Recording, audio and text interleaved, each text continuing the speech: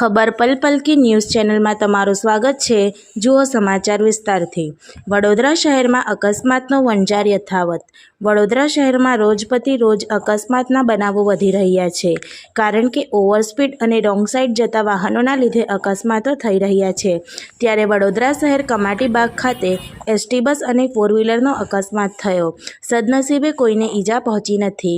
આ બસ સુરતથી નીકળી હતી અને વડોદરા ખાતે પહોંચતા સમયે કમાટીબાગ ખાતે ફોર વ્હીલર અને એસટી બસનો અકસ્માત થયો છે। સદનસીબે કોઈને પણ ઈજા પહોંચી નથી। ફોર વ્હીલર ચાલક વડોદરાથી વડતાડ નીકળ્યા હતા અને કમાટીબાગ ખાતે પહોંચતા અકસ્માત સર્જાયો હતો, જેમાં ફોર વ્હીલર ગાડી આખી ગોળ ફરી ગઈ હતી। ક્રાઇમ રિપોર્ટર હનીફ મેમણ અને કેમેરામેન ઇલિયાસ પહેલવાન।